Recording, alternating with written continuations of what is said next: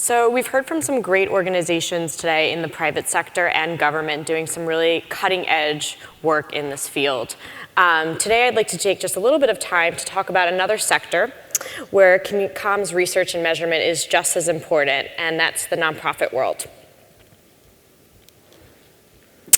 So as Barry mentioned, I'm a research director at Ketchum, but I'm also here today as a representative of the AMEC nonprofit group. The AMEC nonprofit group was formed in 2013 by 4 NGOs, 2 of which are our leaders today, Arturo Ramboli from UNICEF and Eileen Scheel from Cleveland Clinic. It was formed basically to act just like as a forum for NGOs to come together and share their experiences in comms research and measurement, with the unique challenges that they're experiencing in doing it for NGOs, and how they're overcoming those challenges and their successes and their failures. In 2017, we had 2 goals. One was to recruit more members, and the second was to do a second annual survey among NGOs in this field to really understand the state of research and measurement for them. So we are small still, but we are growing, and we did succeed over the past year to grow more members. New members this year include Amnesty International and the World Food Program, as well as Oxfam. And we continue to recruit and grow. So last year, if anyone attended the summit, we shared the results from a survey among comms and PR people of NGOs that basically showed that most within those organizations understand the importance and recognize the importance of measurement in driving their organization's overall societal mission. That being said, there are a lot of barriers to doing so. Including lack of money, lack of resources, an overall culture within their organization that didn't prioritize measurement, as well as just, like we were saying earlier today, just a lack of confidence in being able to do measurement, which included the sentiment that they're PR people, not numbers people. So this year, we did a similar survey, and we reached a sample of over 300 comms and PR people in the NGO space in collaboration with Braun Research. We fielded this research. And the main goals of this year's survey was to really understand how NGOs are doing in overcoming those barriers, as well as just how they are also innovating, like all the private sector is, in doing better research and measurement. So we're just diving into our analysis of this research, but we're going to be sharing full report during Measurement Month, so look out for that. But I wanted to share with you some key takeaways so far that we saw from this research. The first one being is that a majority of NGOs see research and measurement as non-negotiable today, and it's more important today than 5 years ago. And when asked open-endedly why it's more important, most people said it's basically the rise of social media, the digital age, faster information, and more competition. It's important to recognize that just like the private sector, NGOs experience a need for their communications to break through clutter and get people to take action for their cause as opposed to the billions of other causes out there. What we have come a long way in doing is convincing top leadership at NGOs that measurement is a need to have. It's expected by NGOs today now, and they're using data and measurement to really decide how to allocate their funds properly. So despite an overall recognition that measurement is important across NGOs from the top down, there's still room to improve on how we're measuring. Our survey shows that only about half or fewer NGOs are tracking different metrics across outputs, outcomes, business results, and societal results consistently. And while some are innovating with new techniques, there's still really a lot of room to grow that 45%. So with the last little bit of time that I have, I'm going to share with you a case study with a nonprofit that I've been working with for the last few years that is near and dear to my heart, and how they're doing and experimenting with different types of innovative techniques. So those of you who don't know, Cleveland Clinic is a national hospital. They're headquartered in the US.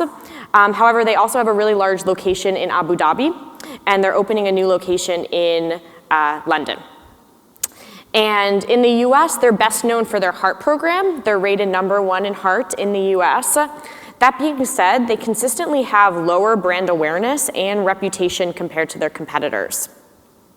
So about 3 or 4 years ago, we set out to answer 2 main questions for Cleveland Clinic. The first one being, does communications and media exposure make a difference in closing the gap with these competitors? And the second one being, if it does, then what are the right channels, the right messengers, the right messages they should be focusing on in their communication strategy to move the needle in reputation for them, and ultimately for them, drive patient volume, which is their ultimate goal. So, in answering that first question, we used data from their brand reputation tracking survey that we do every year for them, and we showed that basically those that are exposed to information about Cleveland Clinic in the news are more likely to rate Cleveland Clinic's reputation and more likely to travel to the clinic for care and refer to it as a leader in healthcare policy than those that aren't. This slide basically shows the average lift that their reputation and those key behaviors will get by someone that is exposed to information about them in the news.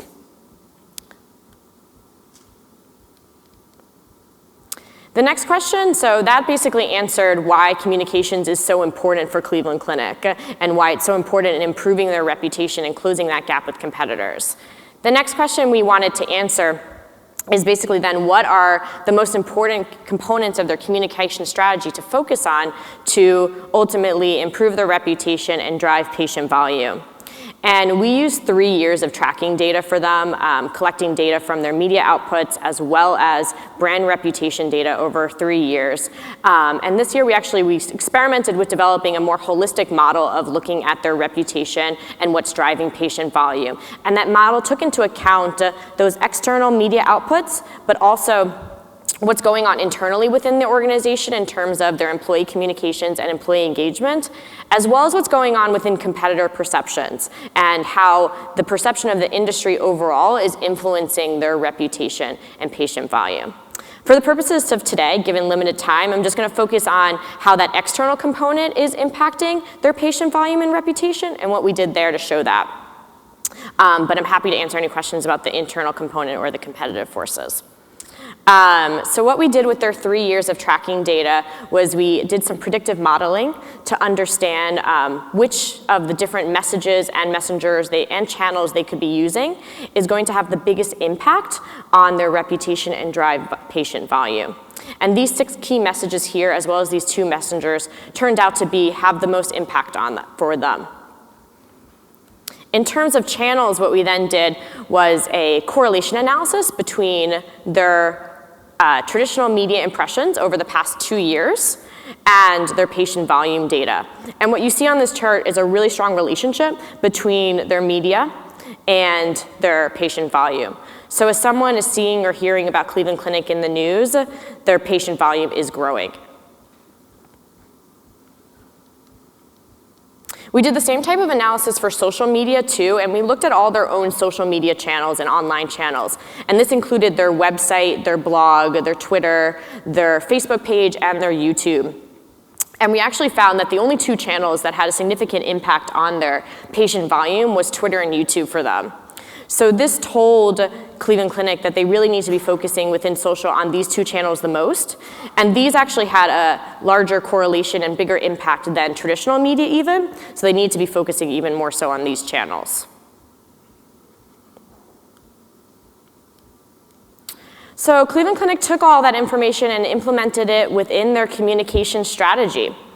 One example of them doing so was, I'm not sure if you recall, but one of the key messages that it turned out our modeling showed as being a significant impact on their reputation was the idea that they needed to show that they're more transparent within the news. So because of that, they let New York Times have full access to their hospital and to do a story about drug shortages. And before seeing that research, Cleveland Clinic probably wouldn't have engaged in this type of news article. It would have been seen as a little too risky for them, but they did it. And it actually had really good positive impact for them. They gained strong social media conversation and engagement that was positive toward them. And over the last 3 years, their patient volume has grown 7%, their brand awareness is up, and Our tracking survey shows that people are more likely to travel to the clinic for care and refer to it as a leader. So there's been some really direct impact. While not all of what we've just shown or did impacts their patient volume, there's a lot of other things going on, but it just shows that it's improving, and what we did show you before overall shows that communications does have an impact on the patient volume. And to just one last point is that basically our main client, the director of communications for Cleveland Clinic, was able to take all this research on the importance of communications for their bottom line and show it to their CEO. And when left and right in the US healthcare budgets are being cut, their PR budget was not cut at all. And that's it. Thank you, Marni. Yeah.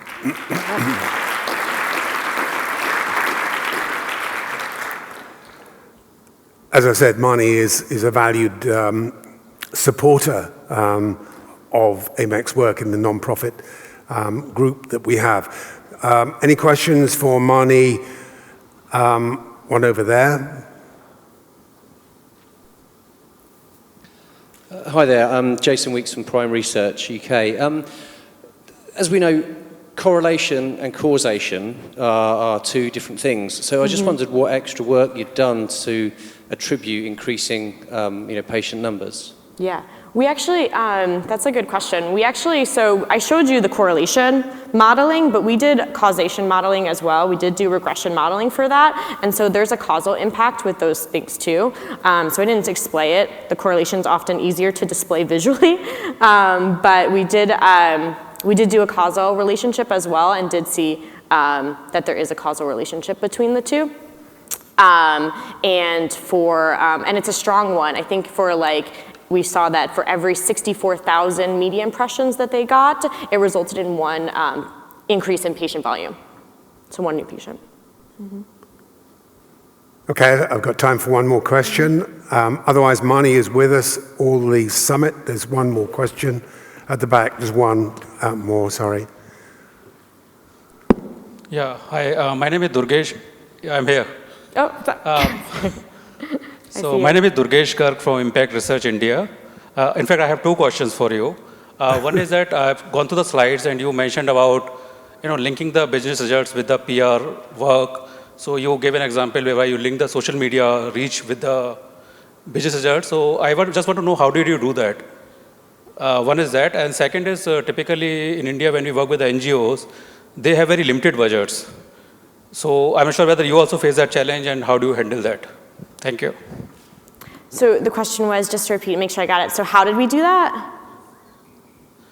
So how do you figure out whether if the number of patients are growing, is it because of the social media, is it because of the traditional media, or is it something else? So how do you differentiate between the two? How do we differentiate between Yes. the two? Yeah. Well, we just focused on their, and honestly, it was a matter of what data was available to us within Cleveland Clinic. And so they had access, we were able to access their data from their own social media channels. So it didn't take into account social media outside of their own channels. So that's another step that we would probably want to take next. Okay. Is that okay? No, I'm sorry, I just want to add this too. So one is that, so are you saying that when a patient is coming, are you profiling saying that how did they come about Cleveland Clinic? Is it because of PR efforts or is it because of marketing efforts or something else? Can you repeat that one more time? It's Okay, quite, being respectful, it's very difficult up here. Can you slow the question down a little bit, please?